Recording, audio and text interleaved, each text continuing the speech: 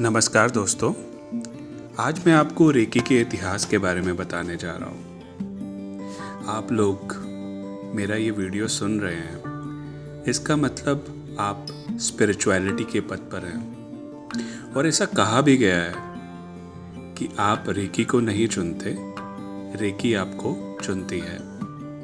अगर मैं रेकी के इतिहास के बारे में बताऊं, तो हमारा देश भारतवर्ष, जो कि आध्यात्मिक शक्तियों से संपन्न देश है, हजारों वर्ष पूर्व से हमारे देश में स्पर्श चिकित्सा के बारे में लोगों को ज्ञान था। हमारे बड़े बड़े ऋषि, महात्मा, संत स्पर्श मात्र से लोगों के दुख और रोग दूर कर देते थे। और हमारे देश में गुरु शिष्य परंपरा का प्रचलन था। तो शिष्य गुरुकुल में जाकर मौखिक रूप से अपने गुरु से दीक्षा लेते थे। इसका प्रमाण चिकित्सा का किसी भी तरह से लिखित रूप से ना होने की वजह से धीरे धीरे ये चिकित्सा हमारे से दूर हो गई और लोग इस चिकित्सा को भूल गए। 2500 वर्ष पहले भगवान बुद्ध ने यही विद्या अपने शिष्यों को सिखाई, क्योंकि जब वो देशाटन के लिए जाते थे तो उन्हें घने जंगलों से, कठिन रास्तों से होकर जाना पड़ता था। तो रास्ते में चोट लग जाए या कोई भी बीमारी की वजह से कोई परेशानी ना हो, तो ये चिकित्सा भगवान बुद्ध ने अपने शिष्यों को सिखाई ताकि वो अपना इलाज स्वयं कर सके। भगवान बुद्ध की कमल सूत्र नाम की किताब में इसका वर्णन भी है। और 19वीं शताब्दी में जापान के डॉक्टर मिकाओ उसुई ने इस विद्या की पुनः खोज की। डॉक्टर मिकाओ उसुई जापान यूनिवर्सिटी में प्रोफेसर थे और वो जीसस की प्रीचिंग को सिखाते थे। एक दिन उनकी क्लास में उनके स्टूडेंट्स ने उनसे पूछा कि अगर आप बोलते हो कि हम सब जीसस के पुत्र हैं, भगवान जीसस हाथ से छूकर ही लोगों के रोग दूर कर देते थे, तो अगर हम उनके पुत्र या पुत्री हैं तो हम ऐसा क्यों नहीं कर सकते। डॉक्टर मिकाओ उसुई के पास इस प्रश्न का उत्तर नहीं था उस समय। तो उन्होंने अपनी प्रोफेसर की पोस्ट से रिजाइन किया और इस प्रश्न के उत्तर की खोज में निकल पड़े।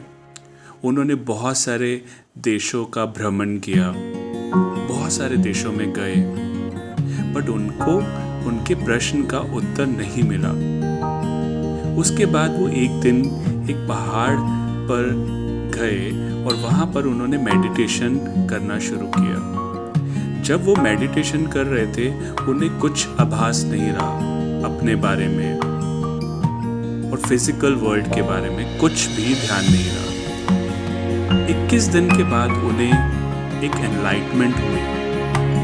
उन्होंने अपनी आंखें खोली, आसपास देखा और ये देखा कि उनका शरीर पर धूल मिट्टी की परतें जमी हुई हैं और कीड़े मकोड़े उनके शरीर पर रेंग रहे हैं। बट उनके अंदर अद्भुत शक्ति का संचार था।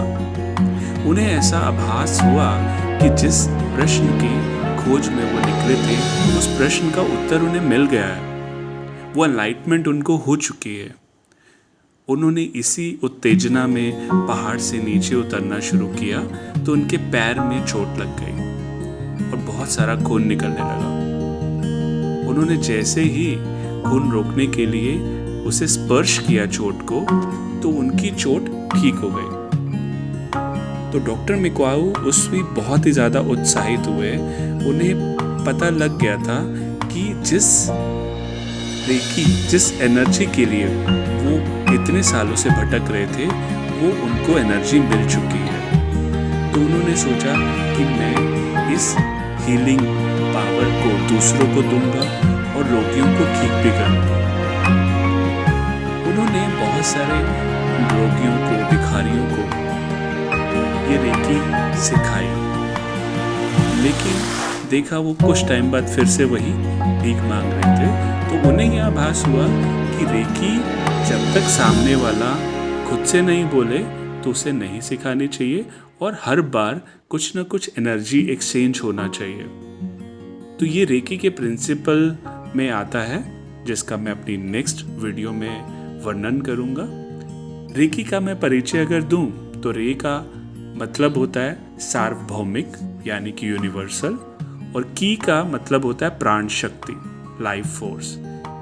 ये वो लाइफ फोर्स है, ये वो यूनिवर्सल एनर्जी है जो भगवान सबको देता है, और ये हर जीव में, लिविंग बीइंग में पहले से है। बट इसका जागरण जो है किसी योग्य गुरु के द्वारा या रेकी ग्रैंड मास्टर के द्वारा किया जाता है। और हमारे भारत में और तिब्बत में इस रेकी पद्धति को फिर से पुनर्जीवित करने का श्रेय डॉक्टर मिकाओ उस्वी जी को ही जाता है।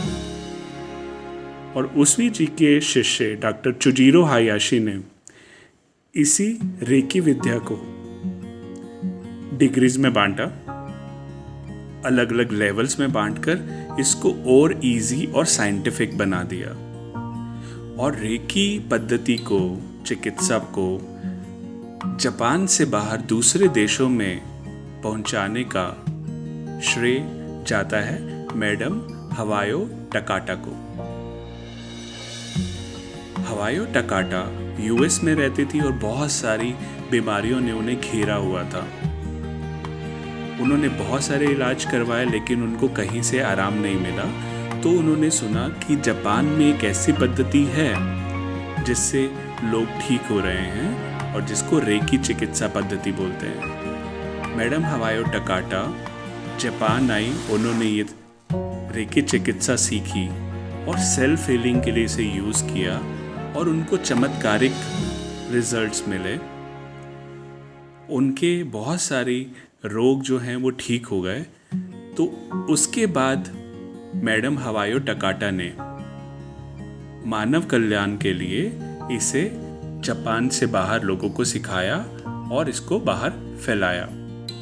रेकी जो भी कोई सीखता है ये सिर्फ शारीरिक रोगों को दूर नहीं करता, ये मानसिक रोगों को भी दूर करते हैं। ये शरीर में जितनी भी नेगेटिव एनर्जी है उसको दूर करता है और हमारी रोग प्रतिरोध क्षमता को भी बढ़ाता है। हमारे रिलेशनशिप को हील करता है, हमारे फ्यूचर इवेंट्स को हील करता है। हमारे अंदर किसी भी तरह का कोई भी तनाव है, चिंता है, क्रोध है, ये उनको जड़ से दूर कर देता है। रेकी एनर्जी लिविंग और नॉन लिविंग थिंग्स दोनों के लिए हीलिंग का काम करती है। दोस्तों, मैंने आपको संक्षेप में रेकी के इतिहास के बारे में बताया, और अगर आपको ये पसंद आया वीडियो तो आप अपने दोस्तों से शेयर करो ताकि वो भी इस चिकित्सा पद्धति के बारे में जान सकें और दूसरों का लाभ हो सके। धन्यवाद।